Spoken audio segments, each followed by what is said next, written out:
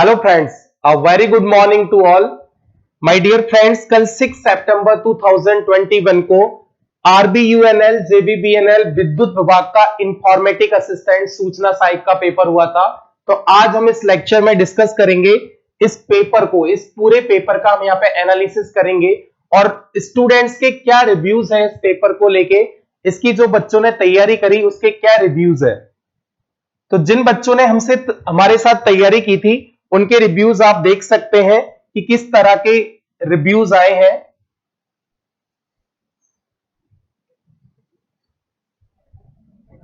क्योंकि अगर हम कोई भी प्रिपरेशन कर रहे हैं तो हमें ये पता होना चाहिए कि बेसिकली जो हमने पढ़ा है उसमें से क्वेश्चंस आए हैं या नहीं आए हैं।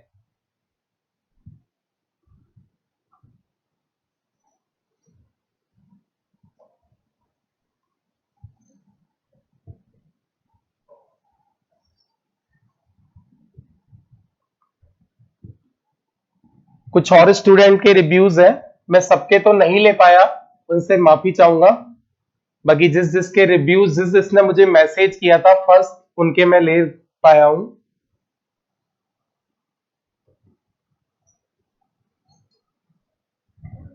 Thank you my dear students, जिन लोगों ने मेरे लिए इतना पॉजिटिव लिखा। राइट, तो आप लोगों ने तैयारी की बहुत अच्छी तरह से, इसलिए आपका पेपर अच्छा हुआ है। ठीक है, मैं मानता हूं थोड़ा बहुत सपोर्ट मेरा रहा होगा, बट मेन जो तैयारी होती है वो स्टूडेंट की होती है। और मैं हमेशा यही कहता हूं कि एक टीचर है वो आपको सिर्फ सपोर्ट कर सकता है, आपको मोटिवेशन दे सकता है, आपका as a supervisor as a mentor work कर सकता है, बट जो एक्चुअल प्रिपरेशन करनी होती है वो आपको ही करनी होती है। ओके, हम डिस्कस करते हैं कल जो जेबीबीएनएल आईए का पेपर हुआ था उसमें कौन कौन से क्वेश्चंस पूछे गए थे। बेसिकली ये क्वेश्चंस स्टूडेंट से कलेक्ट किए हुए हैं। ठीक है, तो स्टूडेंट ने जो जो क्वेश्चंस मुझे मैसेज किए जिस तरह से, उस तरह से मैं आपको एक्सप्लेन कर रहा हूं। क्वेश्चन एग्जैक्टली मुझे नहीं पता है, जो स्टूडेंट ने मुझे दिया है उसी तरह से मैं यहाँ पे आपको उसको रिप्रेजेंट कर रहा हूं। तो अगर किसी क्वेश्चन में आपको लगता है कि नहीं ये थोड़ा चेंज था, तो बेसिकली मेरे को यहाँ पर क्वेश्चन पेपर नहीं बताना, आपको मेरे को बताना है कि किस तरह के क्वेश्चंस एग्जाम्स में पूछे गए हैं। तो अगर आप कंप्यूटर अनुदेशक की तैयारी कर रहे हैं तो आपको पता होना चाहिए कि रिसेंटली जितने भी पेपर्स हो रहे हैं उनमें किस टाइप के क्वेश्चंस पूछे जा रहे हैं। तो यहाँ पर एक क्वेश्चन पूछा गया है that is pointer to pointer से। तो यहाँ पर आपको देखने को मिल रहा है कि एक वेरिएबल है that is x is equal to 3। तो यहाँ पर एक ऑर्डिनरी वेरिएबल है ये x इज इक्वल टू 3। तो सबसे पहले ये हमारा हो गया। अब सपोज ये x वेरिएबल है वो 1000 मेमोरी लोकेशन पे स्टोर हो रहा है, then p is equal to m%x। तो एक यहाँ पर जो p वेरिएबल है, यहाँ पर जो पॉइंटर वेरिएबल है वो ये डिक्लेयर है pointer p comma pointer pointer q। ये दोनों वेरिएबल्स है वो पहले से ही डिक्लेयर्ड है। ठीक है, तो एरर वाला कोई यहाँ पे चांसेस नहीं है। तो यहां पर क्या होगा, जो P है ये P में क्या हो जाएगा, P में आ जाएगा address of X that is 1000। Right, और सपोज P स्टोर हो रहा है हमारा 2000 पे, देन Q में क्या स्टोर हो जाएगा, Q में स्टोर हो जाएगा address of P that is 2000।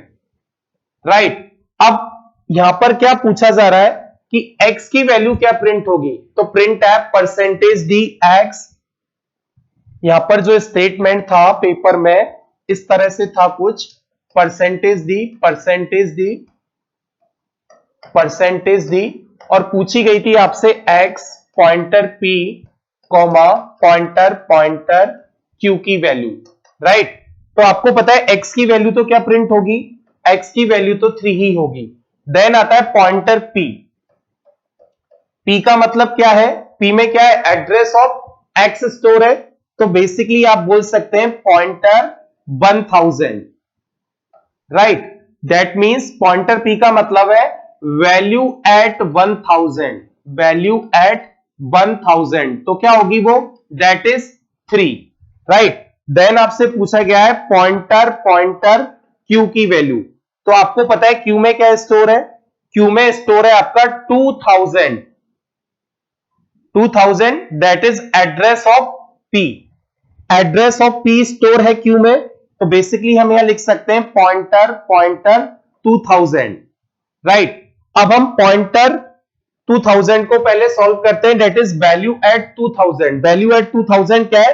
That is 1000, right. Then value at 1000 is 3। तो यहां पर जो आंसर आएगा that is 333।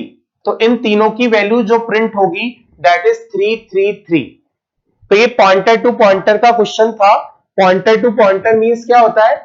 If a pointer variable point another pointer variable then it is called as pointer to pointer. मतलब एक pointer variable में किसी दूसरे पॉइंटर वेरिएबल का एड्रेस स्टोर होता है तो उसे हम पॉइंटर टू पॉइंटर वेरिएबल बोलते हैं। और what is pointer? Pointer store address of a variable. ये हम पहले बहुत सारे वीडियोस में डिस्कस कर चुके हैं। एक क्वेश्चन पूछा गया था आपसे, एप्लेट। एप्लेट किससे रिलेटेड है? कौन सी प्रोग्रामिंग लैंग्वेज से रिलेटेड है? That is Java. इसका आंसर था दैट इज जावा। तो आपको पता है एप्लेट टिनी प्रोग्राम्स होते हैं, राइट। तो हमें पता होना चाहिए एप्लेट है वो टिनी प्रोग्राम्स होते हैं। और ये किससे रिलेटेड है? दैट इज जावा से रिलेटेड कॉन्सेप्ट है। हम इनके डिटेल में नहीं जाएंगे, सिर्फ हमें ये डिस्कस करना है कि किस टाइप के क्वेश्चंस आए थे। एक क्वेश्चन आया था आपका नंबर सिस्टम से। इस डेसिमल नंबर सिस्टम को आपको बाइनरी में कन्वर्ट करना था, ठीक है। तो मैंने आपको नंबर सिस्टम बहुत बार बहुत अच्छी तरह से पढ़ाया है, तो आपको पता होगा कि नंबर सिस्टम में कन्वर्जन करने के लिए हमें क्या करना होता है। 2 की पावर 0, 2 की पावर 1, 2 की पावर 2, 2 की पावर 3, 2 की पावर 4, 2 की पावर 5, 2 की पावर 6। तो 2 की पावर 0 1 2 4 8 16 32 64। तो यहां पर आप देख सकते हैं कि बेसिकली आपका जो 72 है वो किससे फॉर्म हो रहा है? 64 और 8 से। 64 प्लस 8 72। तो इन दोनों के नीचे तो आपने 1 रख दिया, बाकी के नीचे 0। तो इस डेसिमल नंबर का हमारे पास क्या आ गया? That is binary. तो नंबर सिस्टम के क्वेश्चन बहुत आसान होते हैं, जनरली हम उन क्वेश्चंस को छोड़ देते हैं। आपको पता है इसका एक दूसरा मेथड क्या है कि आप डेसिमल नंबर को बाइनरी में कन्वर्ट कर रहे हैं तो उसे क्या करेंगे? डेसिमल नंबर को किसी भी नंबर सिस्टम में कन्वर्ट कर रहे हैं तो उसे उसके बेस से तब तक डिवाइड करना है जब तक डिवीजन होगा। तो यहां पे हमने डिवीजन किया, 36 आया, रिमाइंडर इज 0। देन 18 आया, रिमाइंडर इज 0। देन इसको डिवाइड किया 9, ठीक है। देन रिमाइंडर 0 आया। देन इसको डिवाइड किया 4, रिमाइंडर आया 1। देन डिवाइड किया 2, रिमाइंडर आया 0। देन डिवाइड किया 1, रिमाइंडर आया 0। तो इसे हम bottom to top, left to right और बॉटम टू टॉप राइट कर देंगे तो हमारे पास हमारा ये आंसर आ जाएगा। तो बेसिकली नंबर सिस्टम एक ऐसा पार्ट है जिसके क्वेश्चंस ऑलवेज करेक्ट होते हैं। तो इस तरह के जो टॉपिक्स है वो हमें कभी भी एग्जाम में नहीं छोड़ने चाहिए। अगर आप लोग कंप्यूटर इंस्पेक्टर की प्रिपरेशन कर रहे हैं तो मैं आपको सजेस्ट करूंगा कि जिस टीचर का आपको समझ में आता है, पहले जब भी किसी से कोर्स करने से पहले उस टीचर के सारे वीडियोस देख ले, उस कोचिंग इंस्टीट्यूट के सारे सब्जेक्ट्स के वीडियो देख ले कि आपको वो परफेक्टली समझ में आते हैं या नहीं आते। कान में ईयरफोन लगा के ध्यान से सुने कि हाँ इस टीचर के वीडियोस है, जो भी वीडियो देखता हूं, ये जो भी पढ़ाता है मुझे समझ में आता है या नहीं आता। देन अपना इंस्टीट्यूट आप सेलेक्ट कर सकते हैं, ठीक है। अगर आपको लगता है कि आपको हमारे वीडियोस देखने हैं तो आप कॉम्प अकेडमी ऐप डाउनलोड कर सकते हैं, हमारा यूट्यूब चैनल देख सकते हैं। तो अगर आपको लगता है कि वीडियोस आपको समझ में आ रहे हैं तभी आपको प्रेफरेंस देनी है, राइट। नेक्स्ट एक क्वेश्चन आया था मल्टीपल इनहेरिटेंस का। मल्टीपल इनहेरिटेंस में क्या होता है? मल्टीपल इनहेरिटेंस में हम मल्टीपल क्लासेस को इनहेरिट करते हैं एक सिंगल क्लास में, राइट। तो अगर आप मल्टीपल क्लासेस को इनहेरिट कर रहे हैं एक सिंगल क्लास में, that is called as multiple inheritance. तो ये हमारा इनहेरिटेंस आपको पता ही है। इनहेरिटेंस में क्या होता है? One properties of one class inherited in another class. One class acquire the properties of another class, or we can say object of one class acquire the properties of another class object। ठीक है, तो हमें पता होना चाहिए multiple inheritance क्या होता है कि अगर हम मल्टीपल क्लासेज को एक सिंगल क्लास में इनहेरिट कर रहे हैं, दैट इज मल्टीपल इनहेरिटेंस। और इनहेरिटेंस का बेनिफिट क्या है? That is reusability of code. तो कोई भी एग्जाम हो उसमें इनहेरिटेंस का एक क्वेश्चन आता ही आता है। ठीक है, एक आपका ये एमएस एक्सेस से क्वेश्चन आया था, which field is used to store picture in access database. तो आपका इसका सिंपल सा आंसर था, that is OLE, object linking embedding. ठीक है, तो ये ओएलई जो फील्ड है इसके अंदर हम क्या स्टोर करते हैं? एमएस एक्सेस में पिक्चर्स स्टोर करते हैं। एक क्वेश्चन था आपका लीनियर सर्च कॉम्प्लेक्सिटी का। आपको पता है कोई भी एक एरे है, ठीक है, तो कोई भी एक एरे है तो उसका साइज कितना होगा? सपोज उसका साइज है वो n है, तो n एलिमेंट में से किसी भी एलिमेंट को मुझे सर्च करना है। n एलिमेंट में से किसी भी एक एलिमेंट को मुझे सर्च करना है, तो बेसिकली जो मेरा लूप चलता है वो कितने टाइम चलेगा? 4i is equal to 0, i less than n, i plus plus। इसमें मैं क्या करता हूं? एक नंबर को सर्च करता हूं। सपोज वो नंबर एक की है, key is equal to array of i, right. तो क्या हो रहा है यहां पर आपका एक लूप है एक एरे के लिए। तो बेसिकली लीनियर सर्च की जो कॉम्प्लेक्सिटी होती है that is order of n। मेरे को नहीं पता था एग्जैक्ट क्वेश्चन में क्या पूछा है, बट मेरे को स्टूडेंट ने बोला कि लीनियर सर्च की कॉम्प्लेक्सिटी पूछी गई थी, that is order of n होती है। एक क्वेश्चन था आपका रिंग टोपोलॉजी का, कि रिंग टोपोलॉजी को किस नेटवर्क में यूज किया जाता है। तो आपको पता है आपका बस टोपोलॉजी है, स्टार टोपोलॉजी है और रिंग टोपोलॉजी है।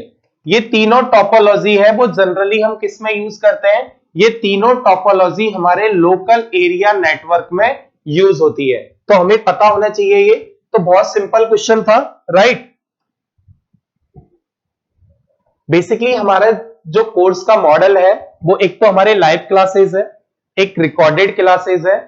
तो बेसिकली पूरा कोर्स आपको रिकॉर्डेड में कंप्लीट कराया जाएगा, देन एक बार रिकॉर्डेड में तो कंप्लीट हो ही जाएगा कोर्स, दूसरी बार आपको हर टॉपिक को वापस लाइव प्लस रिकॉर्डेड में पढ़ाया जाएगा। तो मतलब एक टॉपिक के आपको दो वीडियोस मिलेंगे, एक तो रिकॉर्डेड वीडियो और एक लाइव क्लास का वीडियो भी। अगर आप क्लास मिस कर देते हैं तो लाइव क्लास का वीडियो भी आपको मिलेगा। और जो सारा सिलेबस है वो आपको एमसीक्यूज के थ्रू भी कराया जाएगा। मतलब हमारे जितनी भी टेस्ट सीरीज होंगी, टॉपिक वाइज टेस्ट सीरीज होंगी, मॉक टेस्ट सीरीज होंगी, उनका हर टेस्ट सीरीज का आपको वीडियो सॉल्यूशन मिलेगा, राइट। तो बेसिकली आपको चूज करना है कि आपको समझ में आता है या नहीं आता, ठीक है। तो पहले आप जितने भी वीडियोस अवेलेबल है ऐप पे फ्री ऑफ कॉस्ट वो आप परचेज करिए। और मैं ये आपसे कहूंगा कि ऐप तो आप डाउनलोड कर ही सकते हैं, क्योंकि आपको इतना फ्री मटेरियल मिलने वाला है वहां पर कि अगर आप सेल्फ स्टडी भी कर रहे हैं तो आपको एक बहुत ज्यादा सपोर्ट मिलेगा, राइट। तो आप डाउनलोड कॉम्प अकेडमी ऐप। एक क्वेश्चन आया था, number of bits to represent octal. ठीक है, ऑक्टेल नंबर को रिप्रेजेंट करने के लिए कितने नंबर ऑफ बिट्स हम यूज करेंगे। तो आपको पता है ऑक्टेल का बेस कितना होता है? 8 होता है। तो ऑक्टेल को रिप्रेजेंट करने के लिए जो आपके नंबर ऑफ बिट्स चाहिए दैट इज 3। तो maximum number of bits to represent an octal number that is 3।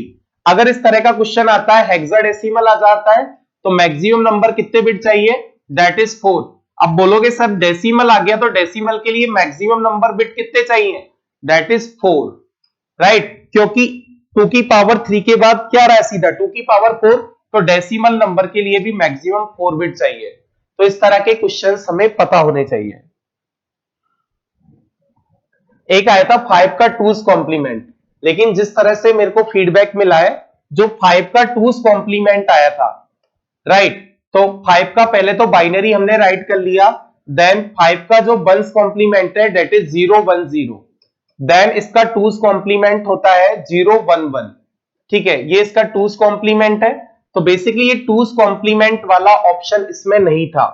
तो ये तो हमारा क्या है, बाइनरी में 5 1 को 0 कर दिया, 0 को 1 कर दिया, 1's कॉम्प्लीमेंट आ गया, और इस 0 1 0 में हमने 1 ऐड कर दिया, तो हमारे पास क्या आ गया?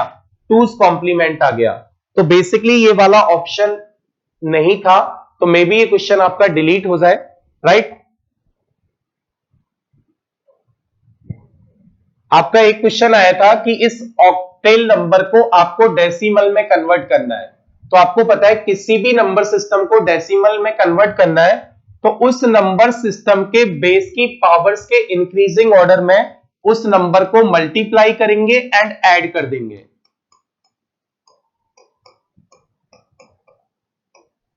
तो यहां पर तो 0 आ ही जाएगा, +8 + 1 दैट इज 9। तो बहुत सिंपल क्वेश्चन था ये। तो मैंने आपको पहले भी बताया है नंबर सिस्टम के जो क्वेश्चंस हैं बहुत सिंपल आते हैं। ठीक है, एक आया था विदाउट इंस्टांस कौन सी क्लास होती है। तो बेसिकली विदाउट इंस्टांस आपने C++ में देखा है कि एब्स्ट्रैक्ट क्लास होती है, बट यहां पर जो ऑप्शन था that is static class, right. तो आपको पता है कि आप जावा में कोई भी प्रोग्राम राइट करते हैं तो आपने जनरली मेन फंक्शन की पूरी डेफिनेशन लिखी है, उसमें क्या लिखते हो, public static void main, right.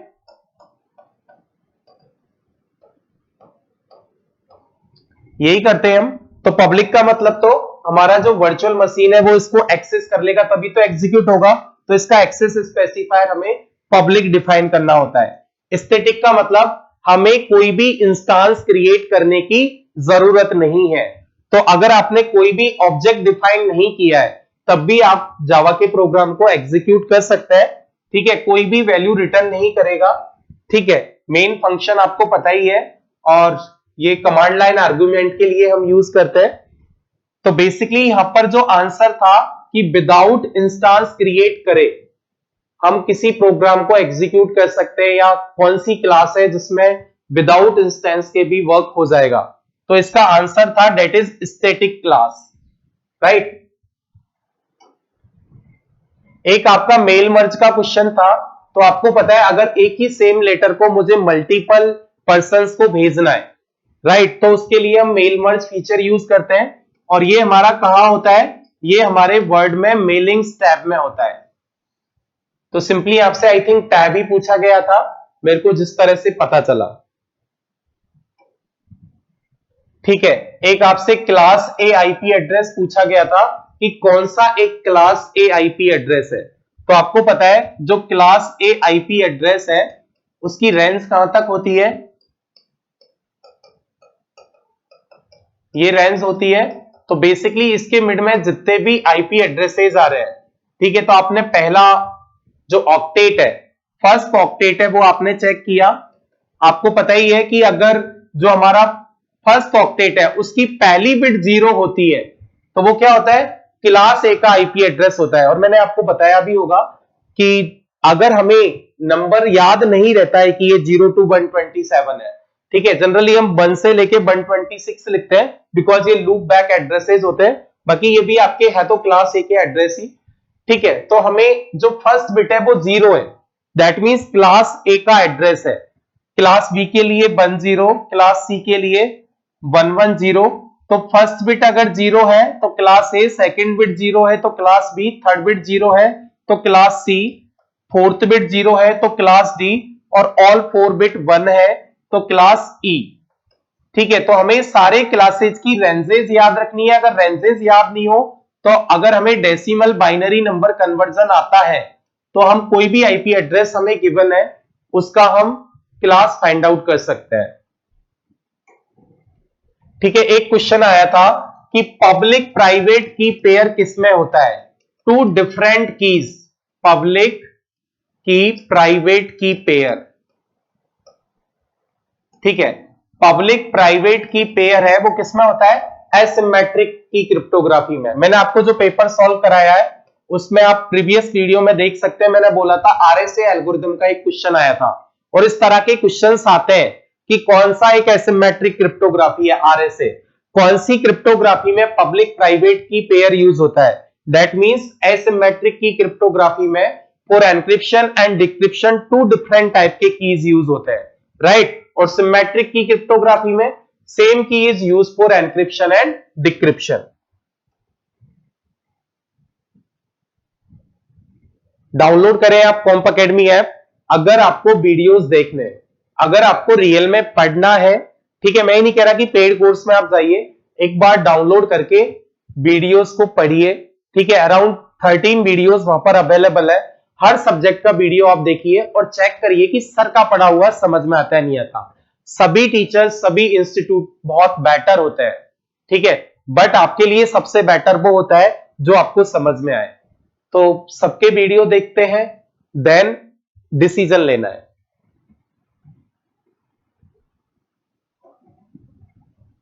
एक chmod कमांड आया था। chmod कमांड क्या होता है? Change mode. तो लाइनेक्स यूनिक्स में हमने ये कमांड पढ़ा हुआ है, ठीक है। आपको पता है जैसे हम बात करते हैं 4 2 1, तो 3 परमिशंस होती हैं एक फाइल की, रीड, राइट, एग्जीक्यूट। तो हमें अगर किसी भी फाइल की परमिशंस चेंज करनी है, आपको पता है एक तो हमारा यूजर दैट इज ऑनर की परमिशन होती है, एक हमारे ग्रुप की परमिशन होती है, और एक हमारे अदर्स की परमिशन होती है। तो बेसिकली कोई भी फाइल है उसको क्या परमिशन आप किस यूजर को देना चाहते हैं वो आप chmod कमांड से डिफाइन कर सकते हैं। तो जैसे आपने chmod कमांड से लिखा 777 और कोई फाइल का नेम है, तो बेसिकली ये पर्टिकुलर फाइल है, इस पर ये सारी परमिशंस होंगी, मतलब कोई भी ऑनर, कोई भी ग्रुप, कोई भी अदर पर्संस है वो फाइल पे रीड, राइट, एग्जीक्यूट ऑपरेशन कर सकते हैं, राइट। तो ये हमें पता होना चाहिए chmod कमांड। अगर मैं चाहता हूं कि जो अदर यूजर्स हैं उनके पास केवल रीड की परमिशन रहे, तो यहां पर 774 कर देंगे। आप चाहते हो कि जो ग्रुप के मेंबर्स है उनके पास सिर्फ एग्जीक्यूट की परमिशन हो, तो आप क्या करेंगे? 714 कर देंगे। तो आप देख रहे हैं जो ऑनर है उसके पास रीड, राइट, एग्जीक्यूट तीनों परमिशन है, बिकॉज यहां पर वैल्यू क्या है? 7। आप देख रहे हैं ग्रुप के पास जो परमिशन है वो राइट की परमिशन है, क्योंकि यहां पे वैल्यू क्या है? 1। और आप देख रहे हैं कि जो अदर यूजर है वो केवल इस फाइल को रीड कर सकते हैं, क्योंकि यहां पे वैल्यू क्या है? That is 4। एक क्वेश्चन आया था first super computer of India, तो आपको पता है first super computer of India क्या है? दैट इज परम।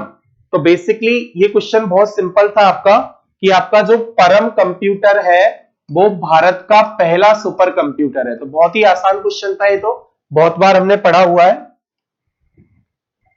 एक आपका क्वेश्चन आया था वीडियो कंप्रेशन टेक्निक। मेरे को ऑप्शंस तो नहीं पता, लेकिन ये आपके वीडियो कंप्रेशन टेक्निक्स होते हैं। H.261, H.263, MPEG-1, MPEG-2, MPEG-4, MPEG-7, H.264।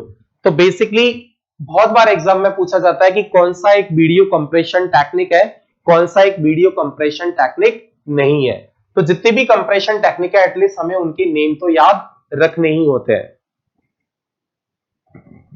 Then एक आया था Amazon.com है, वो किस तरह का ई कॉमर्स है? तो आपको पता है किस तरह का ई कॉमर्स है? That is B2C।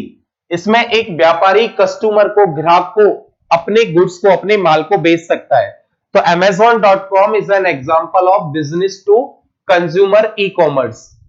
तो बहुत सिंपल क्वेश्चंस आपके आए थे, और कुछ आपको ऐसा लगा था कि कुछ टफ है, तो वो आप इजीली कर सकते हैं। जैसे स्पीच सिंथेसाइजर है, तो काफी लोगों को नहीं पता, बट आजकल ये स्पीच सिंथेसाइजर है, तो वो हमें पता होना चाहिए। जैसे इसमें पूछा गया था कि जो ब्लाइंड पर्सन्स हैं उनको अगर किसी चीज को, कोई टैक्स है उसे समझाना है, तो वो देख तो नहीं सकता, राइट, वो देख नहीं सकता, तो उसे क्या करना है? बेसिकली आपका जो भी टैक्स होता है उसको इसमें किसमें कन्वर्ट कर दिया जाता है?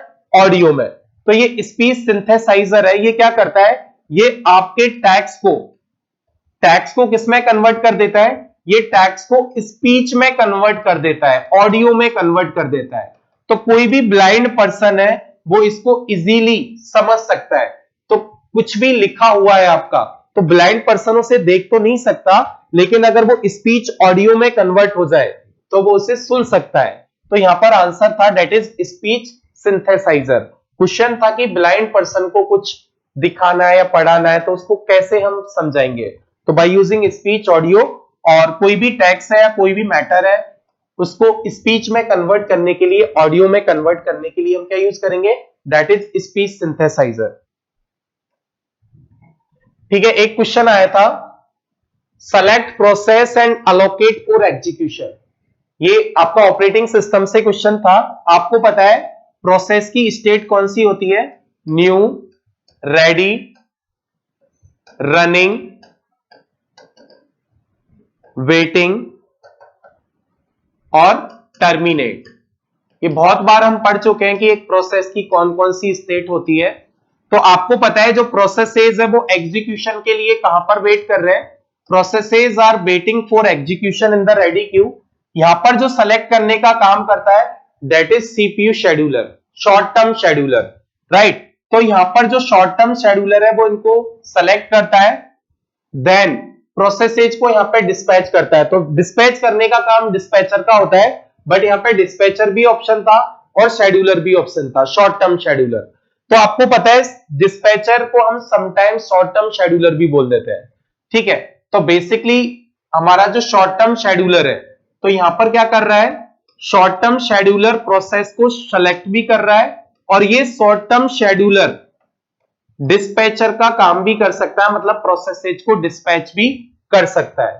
तो on the basis of your input I am solving these questions, ठीक है। मुझे नहीं पता कि एग्जैक्ट लैंग्वेज क्या थी, बट आप लोगों ने जिस तरह से मुझे बताई उस तरह से यहाँ पे answer that is short term scheduler होगा। बाकी प्रोसेस को सेलेक्ट करने का काम करता है ये शॉर्ट टर्म शेड्यूलर, और जो रेडी क्यू से रनिंग स्टेट में लेके जाता है, जो इसको सीपीयू एग्जीक्यूशन के लिए लेके जाता है, दैट इज डिस्पैचर। बट यहां पर क्वेश्चन ऐसा था तो उसमें आंसर शॉर्ट टर्म शेड्यूलर होगा, ठीक है। एक क्वेश्चन आया था आपका shortage of first scheduling algorithm का, प्रीएम्प्टिव का। तो यहाँ पे प्रोसेसेज के अराइवल टाइम आपको गिवन थे, तो आप यहाँ पे देख सकते हैं कि सबसे पहले जो प्रोसेस P1 है वो 0 पे अराइव हो रहा है और ये 20 मिली सेकेंड तक एग्जीक्यूट होगा, क्योंकि आप देख रहे हैं 16 तक तो कोई प्रोसेस ही नहीं आ रहा है। तो आप देख रहे हैं प्रोसेस P1 है वो 21 मिली सेकेंड तक एग्जीक्यूट होगा, और ये 16 पे प्रोसेस आएगा तो इसका जो टाइम है, बस टाइम है, वो ज्यादा है। तो यहां पर P1 अपना एग्जीक्यूशन है वो कंटिन्यू करेगा, राइट। देन आपका P2 प्रोसेस एग्जीक्यूट होगा, और P2 प्रोसेस जैसे ही आपका यहां पर एग्जीक्यूट होता है, ठीक है, P2 प्रोसेस जैसे ही आपका एग्जीक्यूट होता है एक टाइम के लिए, तो आप देख सकते हैं यहां पर P2 प्रोसेस जो आपका एग्जीक्यूट हो रहा है वो अपना 16 पर अराइव हुआ है, देन ये अपना एग्जीक्यूशन स्टार्ट करेगा। देन P2 प्रोसेस जैसे ही 10 मिली सेकेंड के लिए एग्जीक्यूट होता है, मतलब ये 31 तक एग्जीक्यूट होता है, वैसे ही एक शॉर्ट प्रोसेस, एक स्मॉल बस टाइम का प्रोसेस आ जाता है, तो इसका रिमेनिंग टाइम रह जाएगा दैट इज 16, और सीपीयू किसको अलोकेट हो जाएगा? दैट इज P3 को। तो P3 को अलोकेट हो गया, देन P3 यहां पर अपना एग्जीक्यूशन कंप्लीट करेगा, क्योंकि सबसे कम बस टाइम इसी का है। तो ये कहां तक एग्जीक्यूट होगा? दैट इज 42 का, और 42 पे वापस कौन सा प्रोसेस आ जाएगा? That is P2। देन 48 तक आपका P2 एग्जीक्यूट होगा, सॉरी 58 तक, राइट। तो ये हमें यहां पर पता होना चाहिए। तो आप यहां पे देख रहे हैं कि जो P2 प्रोसेस है उसने 5 मिली सेकेंड तो यहां पे वेट किया है, देन प्लस 31 से लेके 42 तक वेट किया है। तो यहां पर पूछा गया था कि जो P2 है उसका वेटिंग टाइम कितना है, तो P2 का वेटिंग टाइम आ गया दैट इज 16। तो यहां पे आंसर था दैट इज 16। तो आई होप ये क्वेश्चन आपने कर दिया होगा। तो ये एल्गोरिदम है वो आपका shortest remaining time first algorithm है, as a preemptive scheduling algorithm है, राइट। इसके न्यूमेरिकल्स हम बहुत बार कर चुके हैं।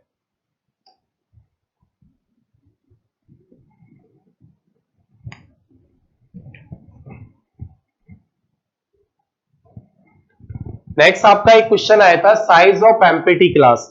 एमपीटी क्लास का जो साइज है वो क्या होता है? एमपीटी क्लास का साइज है वो बाय डिफॉल्ट क्या होता है? दैट इज 1 बाइट, ठीक है। तो कोई भी एमपीटी क्लास है उसका जो साइज है वो बाय डिफॉल्ट 1 बाइट होता है, ठीक है। तो यहां पर आपको पता नहीं है क्वेश्चन क्या पूछा गया था मुझे, काफी स्टूडेंट बोल रहे थे नल आंसर होगा, क्या होगा? अगर ये C++ के रेस्पेक्ट में पूछा गया है तो यहां पर आंसर होना चाहिए दैट इज 1 बाइट। नेक्स्ट पूछा गया था फाइल सिक्योर ऑप्शन है वो कहां होता है? तो ये फाइल टैब में इन्फो पार्ट में प्रोटेक्ट डॉक्यूमेंट, ठीक है। तो हमारा जो फाइल मेन्यू है, फाइल टैब है, उसमें इन्फो में ऑप्शन आता है डेट इज प्रोटेक्ट डॉक्यूमेंट, उससे हम फाइल्स को सिक्योर कर सकते हैं, ठीक है। एक पूछा गया था टीसीपी आईपी कनेक्शन ओरिएंटेड क्यों है? बिकॉज आपको पता है जब भी आप कोई टीसीपी कनेक्शन एस्टेब्लिश करते हो तो ये सिंक्रोनाइज फ्लैग यूज होता है, डेट इज 1। और यहां पर जो टीसीपी आईपी है इसमें 3-वे हैंडशेकिंग होती है, 3-वे हैंडशेकिंग होती है।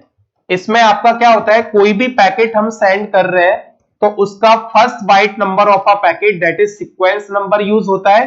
और क्या यूज होता है, अगर आप कोई भी पैकेट सेंड कर रहे हैं तो उसका प्रॉपर एक्नॉलेजमेंट आता है। तो बेसिकली टीसीपी आईपी है वो कनेक्शन ओरिएंटेड क्यों है, क्योंकि इसमें 3-वे हैंडशेकिंग होती है और इस सीक्वेंस नंबरिंग से, एक्नॉलेजमेंट नंबर से, एरर कंट्रोल, फ्लो कंट्रोल से ये हमें रिलायबल सर्विसेज भी प्रोवाइड कराता है। एक आपका सर्च इंजन का क्वेश्चन भी था बैक क्रॉलर से रिलेटेड। एक आपका बीसीडी कोड पूछा गया था, पता नहीं है कौन सा पूछा गया था। अगर अल्फा न्यूमेरिक है तो 6 बिट, अगर आपका न्यूमेरिक है तो 4 बिट, और अगर आपसे उसमें नंबर ऑफ डिजिट और कैरेक्टर्स पूछे गए तो वो मुझे नहीं पता कि आपका एग्जैक्ट क्वेश्चन क्या था, क्योंकि ये क्वेश्चन आप लोगों ने मेरे को प्रॉपर नहीं बताया। 404 का कि कोई वेब पेज अगर आपका फाइंड आउट नहीं होता है तो ये बेसिकली एचटीटीपी का स्टेटस कोड है जो आपका आ जाता है कोई वेब पेज फाइंड आउट नहीं होता है तो, राइट। तो बेसिकली ये हमारा जेबीबीएनएल आईए के पेपर था जो कल दैट इज 6 सितंबर 2021 को हुआ था। अगर आपको आगे फ्यूचर में तैयारी करनी है कंप्यूटर सेक्टर की, सेलेक्ट होना है, तो एक राइट पर्सन को अपना मेंटोर सुपरवाइजर चुनिए। पहले देखिए कि उस पर्सन की आपको जो वीडियोस है, जो उसकी क्लासेस है, वो आपको समझ में आती है या नहीं आती है। ये जो जल्दी में डिसीजन लेने का काम है ना, वो बिल्कुल ना करिए, आराम से सोचिए, दुर्घटना से देर मिली, ठीक है। तो जो हम निर्णय कभी कभार जल्दी ले लेते हैं ना, उनके लिए हमें बाद में बहुत ज्यादा पछताना होता है। तो एक बार एक अच्छा डिसीजन लेने के लिए, एक प्रॉपर डिसीजन लेने के लिए आपको किसी भी पर्सन का, किसी भी इंस्टीट्यूट का कोर्स परचेज करने से पहले उसके सारे वीडियोस, उनकी वे ऑफ टीचिंग, उनकी टीचिंग स्किल्स आपको चेक करनी होंगी, देन ही परचेज करें। Thank you very much, good day.